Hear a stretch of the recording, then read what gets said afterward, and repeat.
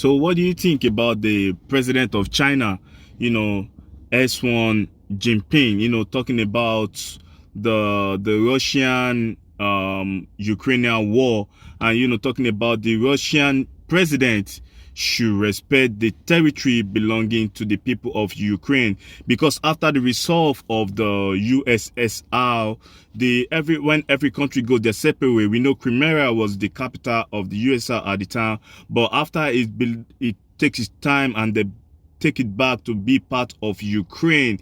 But a lot have been happening, like the war started from Crimea, like Russia trying to get Crimea. So what do you think about the president of China coming out and talking about this war that is affecting a lot of people in the world, and Russia should respect the territorial position of Ukraine? So what do you think about this stuff that the China president S1 Jinping talked about? I think every distant leader will want the war to end. The war, to me, has festered for too long, unnecessarily. The last time I read that one of the missiles of Russia landed in Poland. Wow, in another territory. In another territory. So this thing has gone too far. The best solution for me is, which ultimately is going to happen, is to come at the round table and settle this once and for all. Things have been destroyed. People have died. To me, they are brothers to me. Russia and Ukraine, they are part of USSR. So why should this war be allowed to fester? I think all this, like American president, North Korea, China, or European president, they should find a way of just stopping this war. It's unnecessary to me. I know the leaders in the world should find a way to resolve it, but I don't blame the Ukrainian people. On my platform, it's all about unity. I'm not bringing nobody down, but Ukrainian people, they're trying to safeguard their own country too. Because after the dissolve of the USSR, everybody have their own law, they have their own jurisdiction, they have their own space in the world. So, Russia want to take Ukraine, or some part of Ukraine, mostly the eastern side of Ukraine, to be part of Russia, and the Ukrainian people have already resisted this action that is going on with this big war coming out of Europe. My people, it's not a new thing in Europe.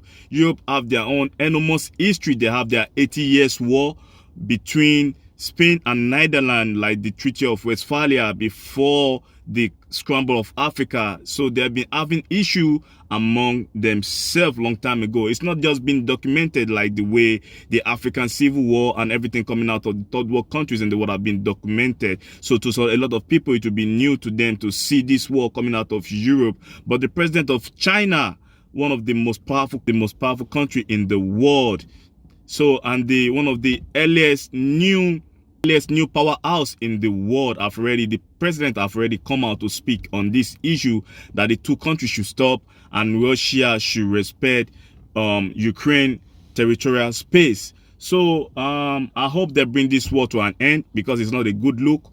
Ukrainian people are one of the most peaceful people I've ever met, and Russia people are one of the good people I've ever met, because I met a lot of people every day by day, and I intertwine with these people, and I understand where they're coming from. So my people will be going straight to Nigeria now. I'll be going straight back to Africa, to our homeland in Africa. I'll be talking about the Asuu strike and everything going on in Nigeria pertaining to the upcoming election.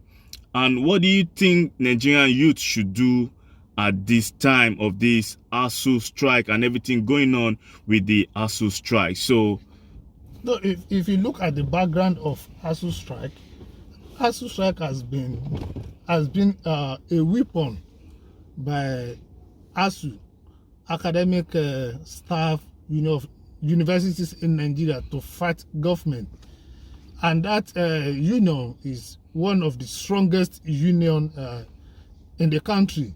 So when Asuu says something, everybody catches cold. Now, the immediate resolution, so to say, of this crisis was that the federal government, in the name of Ministry of Labor, took Asuu to industrial court, and industrial court said Asuu should go back to work. Asuu went back to work. So when it was time for Asuu to get paid, government insisted it was going to be no work, no pay. So they were paid half of the salaries. So Asuu insisted they had to get the full salary. That is what brought them out again. They are insisting because they're working full. Yeah, they believe they have to be paid full. In fact, the other time I listened to, I think a branch president of Asuu, he insisted that Ministry of Labor is not their employer. It is the Ministry of Education. So whatever the Minister of Labor and Productivity said was null and void.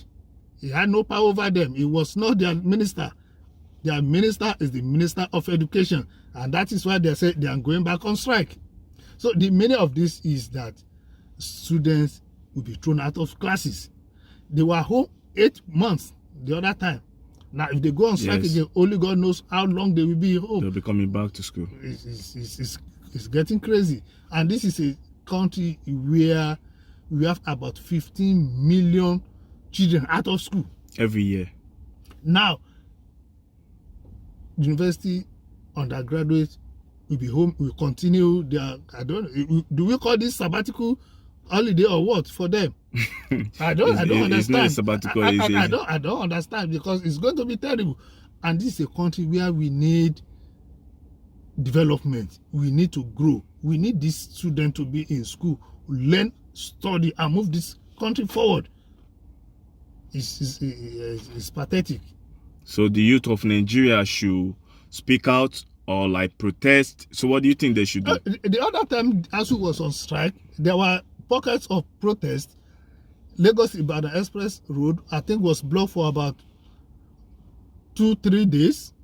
They moved on to another city. They did the same thing before they were able to resolve the temporary resolution. Now, this thing is happening again. You see, when it comes to Asuu strike, there are always divided opinions. Some students will be on the side of Asuu, some students will be on the side of federal government, because all federal and state universities in Nigeria are not in good shape. All of them. All of them are not in. I left university in the 90s. By that 90, the schools were not in shape, and they were a lot better than what they have today. Students receiving classes, sitting on the floor. It's very bad. University. Students will be in school, there are no running water supply, no electricity. How would they study? But there are some of them, they just want to get done with school and leave, because they believe that this thing cannot be resolved during their time. Just let us patch up and just go. They're tired of the situation. They are tired of the system. They're tired of the system. Everybody is tired of everything. So they just want to leave school, get their papers, whether they study anything or not, and face their life. So the students themselves are divided. Parents are divided. It is only government that can settle the problem. So Nigerian youth have been confused with the situation and everything going on in the country pertaining to education and the Asuu strike. On my own side, I think the teacher should be the one that should take good care of most, because they're the one putting in enormous work. When I was serving the government of Nigeria in Akwa Ibom, I was one of the corporate that work as a teacher in St. Mary Nursery and Primary School in Ikon local government in Akwa Ibom. You know, I know what you're talking about. I have understanding about what you're talking about, and I hope the African youth as a whole, because I know this issue in Nigeria is not only in Nigeria, it's in some other African countries too, are all the best of the best come out of this, and the Nigerian government should find a way, you know, to find resolution to this issue and put everything back to normal for the citizens of Nigeria. So my people on Africa Unity platform today, it has been a good interview with my brother Mr. Steven. You know, we're deliberating about this issue, talking about everything coming out in the world and giving you guys insight about what is going on in the international communities and countries around the world. So my people will be coming to an end of the segment today. And what do you think you have to tell our people, Mr. Steven? Concerning Asuu strike, the government and Asuu and settle this for the benefit of our children. As regards migration, I think whoever that is planning to leave their country to another country should look forward to do their normal documentation and travel at peace.